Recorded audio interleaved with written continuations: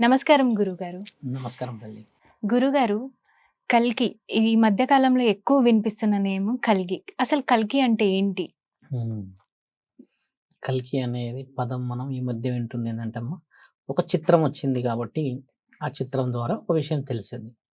కల్కి అనే ఒక పదాన్ని మనం చూస్తే, శాసన గ్రంథాల్లో, ఇతిహాస పురాణాలలో చాలా స్పష్టంగా రాయించబడిన ఒక రాత. ఈ కల్కి అనే విషయం కంటే ముందు కలి అనేది తెలుసుకోవాలి. ఓకే. కలి తర్వాతే కల్కి. ఓకే. ఇప్పుడు ఈ కలి ప్రభావంతో ఉన్న సమాజంలో మనం ఉన్నాం. ఈ కలి అనే వ్యక్తి ఎవరు అనంటే అమ్మా, బ్రహ్మ యొక్క శరీరంలో నుంచి చెడుగా ఉద్భవించిన వాడు. ఓకే. ఈ కలి పురుషుడు. ఈ కలి పురుషుడు బ్రహ్మం నుంచే రావడానికి కూడా కారణం, అప్పట్లో 4 యుగాలున్నాయి. ఇప్పట్లో 4 యుగాలున్నాయి గదమ్మా! ఆ! సత్యయుగం మొదటి యుగం, ద్వాపర యుగం, త్రేతాయుగం, తర్వాత కలియుగం. ఇవి 4 యుగాలు తల్లి. 4 యుగాల్లో సత్యయుగంలో కల్కి ఈ పురుషుడున్నాడో, కలి పురుషుడు 20% మాత్రమే ఉండేవాడు. ఓకే. 20% అంటే ఈ కలి పురుషుడు ఏందంటమ్మా వ్యసనపరుడు, ఓకే. అధర్మం, అన్యాయం, ఈ యొక్క మద్యం, మాంసం తాగి ఒక పైశాచికత్వంగా ఒక వ్యక్తిని మార్చేవాడు. హ్మ్. మీరు బాగా గమనించాలమ్మా. ఒక కల్కి పురుషుడు ఏదైతే కలి పురుషుడు అంటున్నానో, హ్మ్. ఈ వ్యక్తి వచ్చేసి సమాజాన్ని పాడు చెయ్యాలి. బ్రహ్మకి ఒక వరం ఏమున్నదంటే, కలిపురుషుడు ఎలా కాలం చేస్తాడు, బ్రహ్మ కారణ జన్మలను పుట్టిస్తూనే ఉన్నాడు. అంటే ఈ కలిపురుషుడు చెడుగా వచ్చాడు అంటే బ్రహ్మ ఒక చెడు ఆలోచన చేస్తాడమ్మా మనసులో. ఓకే. బ్రహ్మది మన శాసన గ్రంథాల చోట ఏంటంటే ఆయనకు పూజలు చెయ్యరు గుడిలో. గుడి అనేది తక్కువ శాతంగా చేస్తారు. బ్రహ్మ యొక్క చెడు వీర్యస్ఖలనం వల్ల పుట్టినవాడు కలిపురుషుడు. ఈయన యొక్క ఉద్దేశం అంతా ఏంటంటే అమ్మ, చెడు ఒక వ్యక్తి శరీరంలోకి ఈయన గారు ఆవహించేసి నీ యొక్క మైండ్ అనేది డైవర్షన్ చేస్తాడు. చదువుకోకుండా ఓకే. ఒకటి, ఓకే. మద్యపానాలు హ్మ్. ఒకటి, ప్రేమలని, ఫ్రెండ్షిప్స్ అని, అమ్మా నాన్నని లెక్క చేయకుండా ఒకటి, తర్వాత నీవేంది నేనేంది అనేది ఈ వ్యత్యాసాలు ఎక్కువ జరుగుతున్న ప్రభావాన్ని చూపించే ఒక అవతారమే కలి అవతారం. ఈ కలి అవతారం ఎత్తిన వ్యక్తి ఏందంటే అమ్మ, బారెడు నాలుక ఉంటది. ఇక్కడి నుంచి ఇక్కడి వరకు ఉంటుంది. హ్మ్. ఉండి పెద్ద పెద్ద చెవులుంటాయి. ఈ చేతుల్లో వచ్చేసి మద్యాన్ని సేవించడానికి బాటిల్ ఉండి, చుట్టూరుగా అమ్మాయిలు ఉంటే, వాళ్ళతో పాటు ఈయన విలాసవంతమైన ఆలోచనలు చేస్తూ ఉంటాడు. కొంతమందిని చూస్తాం, ఇప్పుడు గమనిస్తాం కదా! ఈ కలిపురుషుడు ఎవరంటే అమ్మ, చెడుగా ఉండే వ్యక్తి.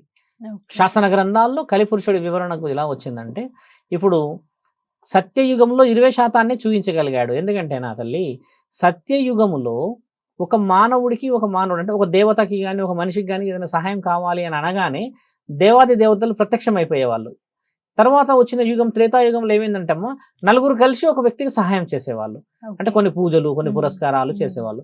మొదటి యుగంలో ఏమంటే అమ్మ, అన్ని పూజలు, పురస్కారాలు, మంచి దైవ కార్యక్రమాలు. రెండో యుగంలో ఏం జరిగింది? కొంతమంది కలిసి ఒక వ్యక్తిని బాగుపరిచేవాళ్ళు. అయితే ఆ బాగుపడ్డ వ్యక్తి వీళ్ళకి రుణపడి ఉండేవాడు. మూడో తరుణం, ఇప్పుడు రాముడి యుగం, మన శ్రీకృష్ణుడి యుగం చెప్తూ ఉంటాం కదా! ఆ యుగంలో ఏమైందంటే అవతలి వ్యక్తి మీద డిపెండెన్సీ అయిపోయింది. కొంచెం ఆయన మీద ఆధారపడి సహాయం చేసిన వాడిని కొద్ది కొద్ది సందర్భాల్లో వెన్నుపోటు. అంటే అవసరానికి ఆదుకున్న వాడిని కూడా మనం లెక్క చేయం. ఇలా కొద్దిగా జరిగినప్పుడు పూజలు కూడా కొద్దిగా జరగవు. అలా జరుగుతూ, జరుగుతూ, జరుగుతూ 3 యుగాలైనంక ఈ కలిపురుషుడు ఏం చేయగలిగాడంటే అమ్మ, ఈ 3 జన్మలలో వాళ్ళని సంపూర్ణంగా సాధించలేకపోయాడు. అంటే చెడుని ఈ సమాజానికి అందించలేకపోయాడు. ఆయన ముఖ్య ఉద్దేశం అంతా ఏంది? చెడుని ప్రచారం చేయాలి. ప్రచారం. అలా కలియుగం రాగానే ఈ కలిపురుషుడికి ఆధీనంలోకి మానవుడు వెళ్ళిపోయాడు. మద్యాన్ని సేవిస్తాడు. ఆడవాళ్ళు, పిల్లలు, చిన్నవాళ్ళు, పెద్దలు అని వరసలు లేకుండా ఏది పడితే అది మాట్లాడేస్తారు. విలువలివ్వరు. మాంసం తినేస్తారు, మద్యం తాగుతారు. ఒక ఏజ్‌తోని మీరన్నట్టు వయసుతో రిస్ట్రిక్షన్స్ ఉండకూడా చేస్తారు. ఇలా చేసి క్షణిక నిర్ణయాల్లో ఏదైనా అవతల వ్యక్తిని చంపడానికి కూడా ముందుకెళ్తారు గదా! ఇదంతా శరీరంలో కలి పురుషుడి యొక్క ప్రభావం. అంటే చెడుని పాకిస్తున్నాడు. ఓకే. దైవశాసనం ప్రకారంగా రాసింది. ఇప్పుడు ఇది చిన్న ఒక సిట్యుయేషన్, ఈ సమాజం ఇలా ఉంది. ఈ కలిపురుషుడు రాను రాను రాను ఏం చేస్తాడంటే అమ్మా, ఇంక నీవు అవతల వ్యక్తిని చూస్తే ఒకటి చంపాలి, హ్మ్. రెండోది ద్వేషించాలి, మూడోది వావి వరుసలు లేకుండా కామ కార్యకలాపాల గురించి ఆలోచించాలి. ఇప్పుడు రానున్న రోజుల్లో జరగబోయే కార్యక్రమాలు ఇవే. ఇప్పటికే విచ్చలవిడితనం పెరిగింది. అవును. ఈ కలి పురుషుడి యొక్క ఆధీనం వచ్చేసి 80% వచ్చినప్పుడు జరిగే విషయం ఏందంటే, అప్పుడు ఈ తల్లి చెల్లి పిల్లలు అక్క చెల్లెలు అనేది ఉండదు. స్త్రీ కనబడిందా పురుషుడా అంటే స్త్రీ పురుషుడా అనే విధంగానే వచ్చేస్తారు. అంటే చెడుకు దిగజారిపోతారు, ఇంకా మంచికి విలువ ఉండదు. అక్కడ మొత్తం అందరు సొసైటీ అంతా మొత్తం అలాగే అయిపోతారు. అయిపోయినప్పుడు ఏం చేస్తారంటే ధరణి మాత భూమండలాన్ని వదిలిపెట్టేస్తుంది. ఈ చెడుని నేను చూడలేను, ఇంకా వరుసలో విలువలు లేవు కదా అన్న ఆ తరుణం చాలా చాలా చాలా చాలా క్లిష్టమైన పరిస్థితి ఈ కలియుగ అంతంలో వస్తుంది. అలా వచ్చినప్పుడు వచ్చేవాడే ఇప్పుడు విష్ణు అవతారం కలి భగవానుడు, కల్కి భగవానుడు అంటారు ఆయనని. ఈ కల్కి భగవానుడిది 4 యుగాలలో 4 పాత్రలు ఉన్నాయి తల్లి. మొదటి జన్మలో సత్యయుగంలో నారసింహుడి రూపంలో వచ్చి హిరణ్యకశిపుడిని చంపాడు. హిరణ్యకశిపుడు ఏం చేశాడంటే ఎందుకు చంపాడో కూడా చూడండి. హిరణ్యకశిపుడు ఏం చేస్తాడంటే దేవతల పైకే వెళ్ళి నేనే దేవుణ్ణి అని కొట్లాడతాడు ఆయన. మీరందరూ నన్ను పూజించాలని కన్న కొడుకుని కూడా చంపడానికి దిగాడు. ఇక్కడ దిగడం వల్ల ఆ కన్న కొడుకు న్యాయం న్యాయం న్యాయం అని అంటూ హరి హరి అని అంటుంటే కూడా ఎక్కడున్నాడని హరి అని చెప్పినప్పుడు అది పీక్ స్టేజ్కి వచ్చి ఆయన చేతిలో ఉన్న ఆ గదతో ఆ యొక్క ప్రహ్లాదుడిని కొట్టడానికి వచ్చినప్పుడు నారసింహుడు వస్తాడు అందులో నుంచి, స్తంభం నుంచి వచ్చేసి అక్కడికి సత్యయుగాన్ని అంతం చేస్తాడు. ఈ యొక్క తండ్రి కొడుకుల దాంట్లో తండ్రి కొడుకు అన్న విలువ లేకుండా ఒక తండ్రి కొడుకుని చంపడానికి సిద్ధం చేస్తున్న ఆ అంతం సత్యయుగంలో మొదలైందమ్మా. ఆ తర్వాత వచ్చేసి ద్వాపర యుగంలో ఒక మామ సొంతంగా చెల్లి కడుపులో పుట్టినందుకు శ్రీకృష్ణుడిని చంపడానికి బయలుదేరాడు. ఏమని ఎంత ఘోరంగా అంటే నరకయాతన పెడతాడు, అందులో జైల్లో నుంచి పెట్టి అక్కడ ఇక్కడ. అలా అమ్మ 9 మందిని కన్నా తర్వాత 10వ వాడు పుడతాడు శ్రీకృష్ణుడు. ఆయన కూడా జైలు దాటి బయటకు వస్తాడు కదా, ఎక్కడి నుంచో వచ్చి శ్రీకృష్ణుడు అమ్మ యశోదాన్ని చేరుతాడు. చేరిన తర్వాత కంసుడి యొక్క అరాచకాలు రాక్షసుల మీద రాక్షసులను పంపుతూనే ఉంటాడు. అంటే అక్కకి ఒక చెల్లెకి తమ్ముడికి విలువలేని ఆ యొక్క సమాజంలో శ్రీకృష్ణుడు ఏం చేస్తాడంటే ఈ కౌరవులు ఉంటారు కదా, ఈ కౌరవులని ఊసగొలుపుతారు వీళ్ళంతా. ఈ కౌరవులను ఊసగొలిపిన వాడు కలిపురుషుడు. అందరిని ఊసగొలిపేసి ఒక కురుక్షేత్ర యుద్ధాన్ని చేపిస్తారమ్మా. అంత పెద్ద మహాభారత యుద్ధం జరిగింది నీకు గుర్తుంది కదా. ఆ యుద్ధాన్ని అంతం చేసింది ఎవరు? శ్రీకృష్ణుడు. శ్రీకృష్ణుడు ఎందుకు చేశారంటే విలువలు లేకుండా సమాజం, ఒక కుటుంబం కొట్లాడుతుంది అక్కడ. ఇక్కడ మహాభారతం జరిగింది కూడా ఒక కుటుంబం చూడండి అమ్మా. అలా ఒక కుటుంబం. తర్వాత వచ్చేసి రాముడి యొక్క యుగానికి వచ్చేసరికి ఒక భార్య అంటే తల్లి సీతామాతని వేరే వ్యక్తి వచ్చి ఆ చెల్లెని ఏమో అన్నారు శూర్పణఖని అని ముక్కు కోయడం చేత అన్నకి కోపం వచ్చి నా చెల్లెని ఇలా అంటారా అని అన్న కోపంతోని నా చెల్లెని అవమానపరిచాడన్న ఆ కోపంతోని రాముడి యొక్క అర్ధాంగిని అంటే సీతామాతని వేరే వారికి కూడా ఒక ఇల్లు ఒక సంసారం ఉన్నదిగా అని ఆలోచించకుండా రావణాసుడు చెడు ఆలోచన చేసి అమ్మని భూమి నుంచి తీసుకెళ్తాడు కదా. తీసుకెళ్ళిన తర్వాత జరిగిన యుద్ధం మళ్ళీ రామాయణం. అప్పుడు కూడా ఈ విష్ణు అవతారమే రాముడిది వచ్చేసి 10 తలలు ఎత్తినందుకు బ్రహ్మాస్త్రాన్ని ఉపయోగించి చంపుతాడు కదా. ఈ 3 అవతారాలు ఎత్తింది శ్రీ మహావిష్ణువే. ఈ 4వ అవతారం కలియుగంలో ఎత్తిన వాడి కల్కి భగవానుడు. ఆయన వచ్చేసి నువ్వు అన్న అదే ప్రాంతం మీరు అనుకుంటున్న వివరణకి వెళ్ళేసేసి వచ్చి ఆ నగరం నుంచి వచ్చేసి ధరణీమాతని పెళ్లి చేసుకొని ఈ కల్కి భగవానుడు కలి పురుషుడిని చంపుతాడు.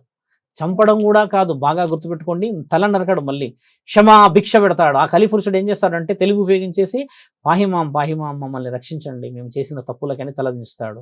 ఒక శత్రువమ్మ తల దించాడు అంటే తల పోయినట్టే లెక్క. అలాంటిది రాసిందిగా మన గ్రంథాల్లో. కాబట్టి క్షమాభిక్ష పెడతాడు. అప్పుడు మళ్ళీ శ్రీ మహావిష్ణువుడు ఇన్ని జన్మల్లో చేసిన దానికి మళ్ళీ పుట్టుకలు వచ్చేసిన తర్వాత ఈ విధంగా వచ్చింది కదా. కలియుగం అంతంలో జరిగేది ఒక స్త్రీ ఒక పురుషుడికి మధ్యలో విలువలు ఉండవు.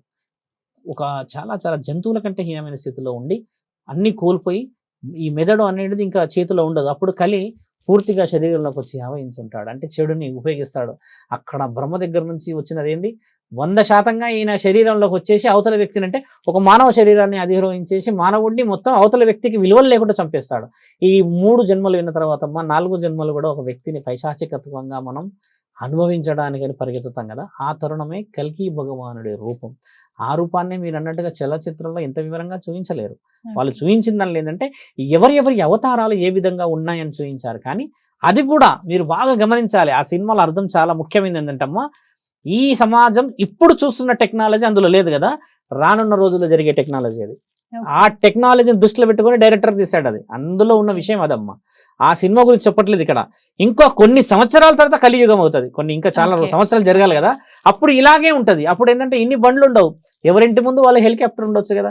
కాబట్టి ఆ అడ్వాన్స్ నాలెడ్జ్ అలా ఉన్నప్పుడు జరగబోయే ప్రభావాన్ని మీరన్న ఆ చిత్రంలో చూపించాడు. ఇదేంటంటే ఇతిహాస పురాణాలలో రాయించబడిన గ్రంథాలయము. ఇది ఆల్రెడీ రాసి ఉన్నది కాబట్టి మనం దాన్ని ఇప్పుడు రానున్న రోజుల్లో ఇలా జరుగుతుందని ఆ చిత్రం రూపం చూసాం. ఆ చిత్రాన్ని చూసి కలియుగాన్ని నిర్ణయించలేరు. కలియుగం నిర్ణయించిన తర్వాత చిత్రం వచ్చింది. అదమ్మా మీరు అడిగిన కలిపురుషుడి ప్రభావం ఏమిటి? అసలు కలిగి భగవానుడి అవతారం ఎక్కడి వరకు వచ్చిందన్న వివరణ మన శాసన గ్రంథాల్లో రాసి ఉంది. అప్పటికి భూమండలం మొత్తం ముగిసిపోతుంది, కలియుగం అంతమైపోతుంది. తర్వాత మళ్ళీ సత్యయుగం, త్రేతాయుగం, ద్వాపర యుగం, మళ్ళీ కలియుగం, మళ్ళీ మనం రీజనరేట్ అవుతాం. 4 ఓకే. పిల్లర్స్ మీదకి మళ్ళీ వస్తాం మనం. ఓకే. అది పరమాత్ముడి యాజ్ఞ. మహావిష్ణువుకి తండ్రి ఇస్తాడు వరం, శ్రీకృష్ణుడికి రాముడికి. అక్కడ నారసింహుడికి ఇచ్చిన పని చేయమని చెప్పింది ఎవరు తల్లి? పరమాత్ముడు మహాముక్కంటి నీలకంఠుడు చేయమని ఆదేశించిన తర్వాత చేసిన పనులు ఇవన్నీ. కాబట్టి ఓకే. ఏంటంటే ఇది సమాజం చూపిస్తున్న ప్రభావం. మీకు అర్థమైంది అని అనుకుంటాను ఏం అవును. జరగబోతుందో. అర్థమైంది. ఉమ్, చాలా చక్కగా చెప్పారు గురుగారు. ధన్యవాదాలు. ధన్యవాదాలు.